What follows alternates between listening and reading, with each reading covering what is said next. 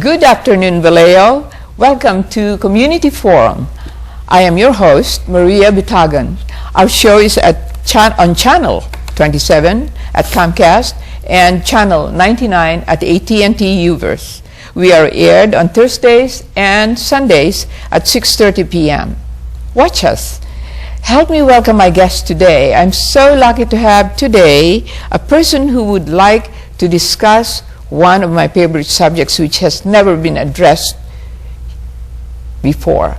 So I would like to introduce to you my guest, Ricco Iglesas, Project Coordinator at Fighting Back Partnership. Ricco, would you like to, I'm very interested in people having self-introduction so that I don't miss anything. Okay. Ricco? Well, thank you for having me tonight, and thank you, Vallejo, for also having me. Again, my name is Ricco Iglesas. I am a project coordinator at Fighting Back Partnership. Fighting Back Partnership is a family resource center, and we're located above the library. And while we are a family resource center, we also have a bunch of different projects, one of them concerning Filipino mental health, which I coordinate. And I think that's one of the things that's the main thing we're going to be talking about today, so I'm excited. Oh, so great. Okay. My first question is, what is Filipino Mental Health Initiative Solano? What is that all about? Yeah. So Filipino X Mental Health Initiative Solano, or as I call it, FMHI Solano, we are a community-driven and community-empowered coalition that started back in September.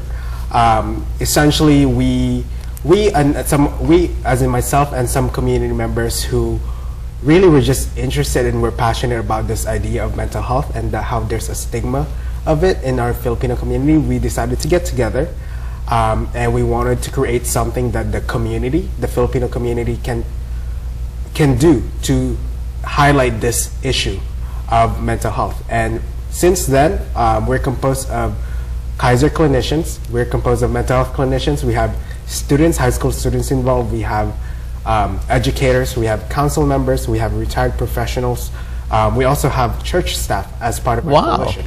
And it's really emphasizing this idea that community needs to be a part of addressing this issue that we have in mental health. That is so great. So when I first see it, I says, what happened to the O in Filipino? Why did it turn X? I says, what does Filipino X mean and who does it include? Yeah. Could you please? I'm glad you brought that up because I think for a lot of our kababayans, we always spell Filipino with either an O or A, Filipino or Filipina. Our coalition wanted to address that intersectionality of identities. That's why we wanted to use X. X is meant to include and acknowledge the different gender identities and sexual orientation. So whether you're a part of the LGBTQ community or not, we wanted to make sure that the X symbolizes that. And the X really just addresses the intersectionality of Filipino identities. And what I mean by that is whether you're Filipino and also mixed, that you're still included. Whether you're Filipino, whatever socioeconomic background you're part of this coalition. X is really about being inclusive. Yes. And that's why we wanted to go away with the Filipino, but instead use Filipinx in Filipinx Mental Health Initiative Solano. Yeah. That threw me off balance for a while. I says, let me see. And then I says, so Jenny says, talk to Ricco. Yeah. So I says, okay. So why is it important? You know what? With all of this happening, you know, mental health. Mental health is actually, you know, in some culture, I think it's related to stigma of some sort. And so why is it important in that particular case, just because of that connection? Why is it very important to address stigma? And could you please explain to the people stigma? Yeah. So stigma really implies that there's a certain factor, whatever that factor is, that makes it very difficult to talk about a certain subject. In this case, there's a stigma related to mental health, meaning that there's just something difficult to talk about it, whether that's fear, whether that's shame, whatever it is, there's a stigma associated to it. In the Filipino community especially, there's this Filipino word called hiya, or shame. There is shame in Filipinos talking about their problems to other people. There is shame talking about mental health issues, whether that's depression, anxiety. There's shame in talking about how, quote unquote, not successful you are in life.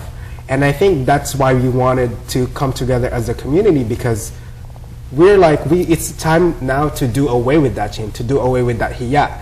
There is no shame in having mental health issues. There is no shame with having or being stressed. That's part of normal life. And our mission, one of our goals as a coalition with FMHI Solano, is to show the community that the community itself wants to come together to reduce the mental health stigma in our community. And that's why we have folks coming from the education sector. We have folks coming from business, the hospitals, from the churches, because it takes a village to address the stigma, and that's what we're currently trying to do. I like that. So, actually, what are the mission and vision? Mission and vision of the Filipino Mental Health Initiative Solano. Yeah. Could you please address that again? What I'm really happy about our mission and vision is that during those monthly meetings every night, this is actually verbiage that we came up with together, further emphasizing that this is something that is community driven. So our mission is to empower the Filipino X community by providing early intervention through education and access to resources, leading to a resilient community. And for that specific mission, I wanted to emphasize the resiliency, because as a community, we're only as resilient when we come together. That's right. And our vision as a coalition is we aspire to provide mental health access that is culturally responsive and meets the needs for the intergenerational Filipino community. And two things there I wanted to talk about was, one, culturally responsive. What does that mean? For Filipinos, we have very many different languages. One of them is just Tagalog, but there's also Ilocano, Visay, etc. Say one person who only speaks Filipino seeks services, but the only services available are in English. That is an example of something that is not culturally responsive. So as a coalition, we want to make sure that if there are services, mental services available, that these services meet the diverse needs of our population, whether that's language or anything else. And another thing is intergenerational. And I think you and I can both agree that there's usually a communication gap between our lolos and lolas, grandmas and grandpas, and the grandchildren or the apos, and all the generations in between. Part of what makes our coalition really strong is that we have members from all the generations. Great. We have retired professionals, and as well as we have high school students that still want to get involved. And slowly, by getting all the generations together, we're trying to build that communication gap, or build the bridge between those two generations, and have better communication with the different generations in the Filipino community. Thank you for that. But what I'm most interested in is in people being more accepting, yes, of being more participatory in all the activities that you guys are doing, so that the people who are experiencing depression, anxiety, trauma, stress, so that they are all taken care of in a timely manner, because you know, sometimes it's time consuming. So if you will please describe how Filipino X, Latinx, and LGBTQ folks are utilizing mental health services. They are not using mental health services enough. So you mentioned the Filipino, Latino, and LGBTQ communities, and I think I want to take us back to really how this project began. Okay. So this project began a while ago when Solano County Behavioral Health was looking at the data of the users of their services, and saw that of the many populations here in Solano County, we have the African American, Caucasian, Latinos, Asians, Native Americans, and more. There were two that underutilized it, which is the Asians and Latinos. And if you look specifically in Solano County, in Vallejo, Fairfield, Susun City, in Vacaville, you see that a lot of these Asians are comprised of Filipino Americans. So Latinos and Filipino Americans underutilize the services, And the LGBTQ community, their data was actually never recorded. There was never whenever people seek services, they were never asked, how do you identify in terms of your gender identity or sexual orientation? So because Solano County Behavioral Health compiled this data, they were like, these are the 3 populations that we want to focus on in terms of getting them to utilize our services. And Fighting Back Partnership, it just so happens, since we're located in Vallejo, was tasked to work with the Filipino community to get them to utilize the services that are available. And up to your question of why these specific populations do not utilize the services, I think people just have very different reasons as to why they do it. I'm gonna speak for the Filipino community in that, going back to what we talked about, there's a very big stigma. There's a big sense of hiya, or shame. We don't talk about our stresses, not enough at least. We don't open up about our emotions, not to family, because there's a lack of communication there. It's very hard for us to basically lay out our problems because we're afraid that people will talk about us. We're afraid that our friends from church will talk about us. When it's really, it should be something that's normal. Everyone has stressors. Everyone has problems. Everyone has their ups and downs in lives.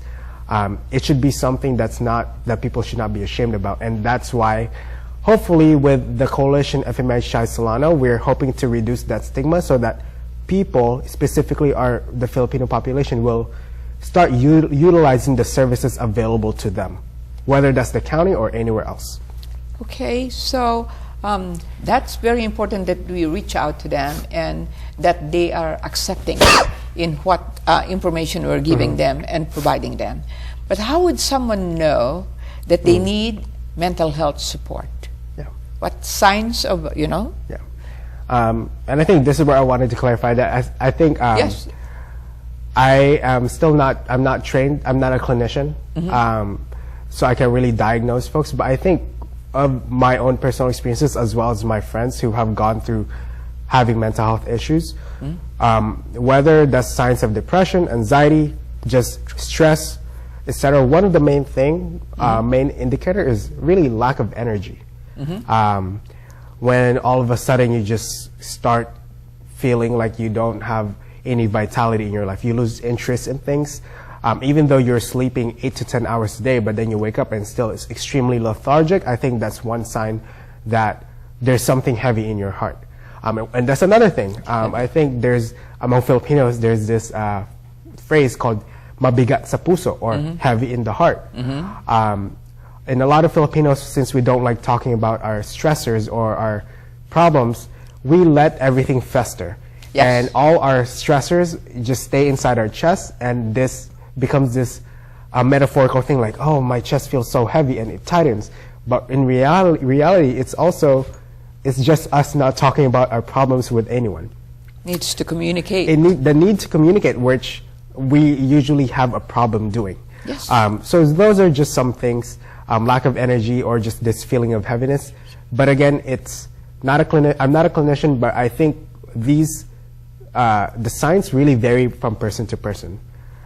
You could see, I know I've read this thing before with Filipinos called smiling depression, where on the outside, we're always smiling and very functional, and we just like let life go through the day smiling and we're joking.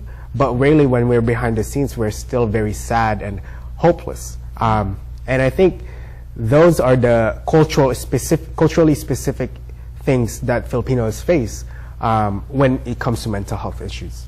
So, based on that, I would like to actually address the Filipinos or my fellow Filipinos to please wake up, because when signs of depression, anxiety, trauma, stress, and substance abuse is there, that we have to reach out. The Fighting Back Partnership does not provide the treatment. It's the county. Is the county. Sure. So pretty soon I will ask Mr. Iglesias here to provide the proper telephone number or email that we can access so that we can reach out when we know that we're having problems. Okay, so what would someone do if they needed mental health support? Yeah. Now it's your turn. And I think this is also coming from personal advice. The first thing is really just communicate. Talk to your loved ones, whomever you can trust, with your stresses, with your problems, whether that's friends, whether that's family. For a lot of Filipinos, maybe going to church and talking to the church staff, whether that's the priest or whoever. If that helps, then do that. I think the most important thing is to not let things fester in your heart, because that eats away and causes us to be more stressed. I also encourage folks to not be afraid to seek out professional help. Thank you. Thank you very much. You mentioned the county services, but Yes. the first thing too is that if you have Kaiser or any private practice, go talk to your primary care physician. Let them know of the issues or the problems you have with your mental health. They are trained to also work not just with your physical health, but your holistic health, and they will refer you to the appropriate services. But in the case that you don't have Kaiser or any type of private insurance, I think that's when you go to the county services. And the fortunate thing for folks that are bilingual is that the county actually has Spanish. At least in Solano County, they have Spanish bilingual therapists as well as a Filipino English bilingual therapist. So please do not let the language barrier deter you, because there are services available, as well as whether that's translation or interpretation services.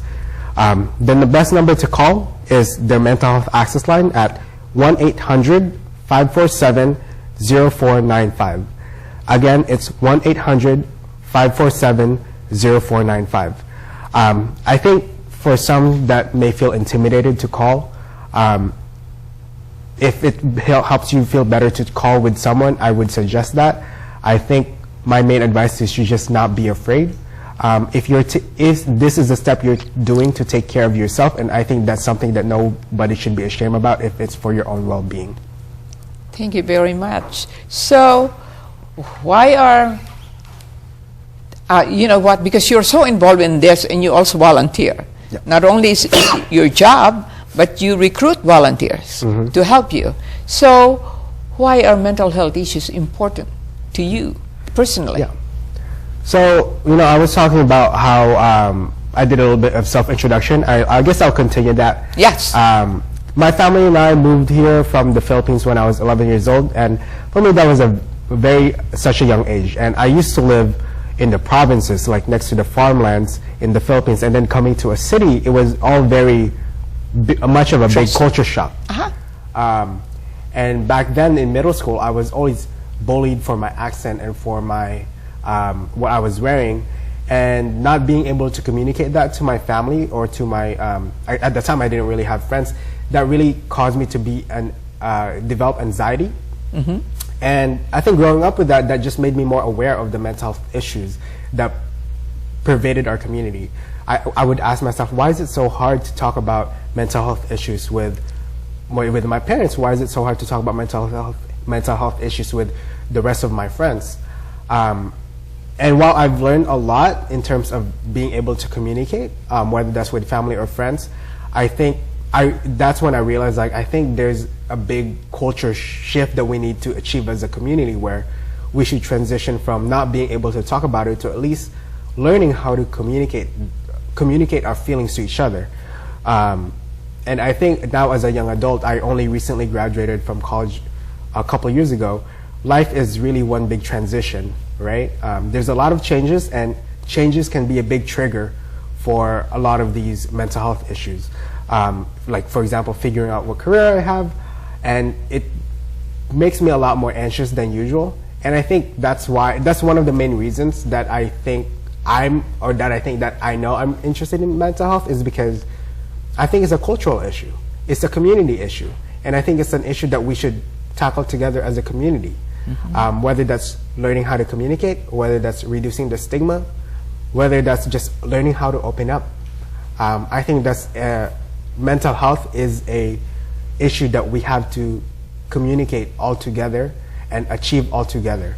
And that's why I applied for this position, and that's why I've been recruiting volunteers and left and right. Left and right, and that's why I know Jenny says. Yeah, and that's why I'm here, and because I really want folks to know that this initiative exists, and it's really just letting people know that if you want to be a part of it, like there's an option for you to join.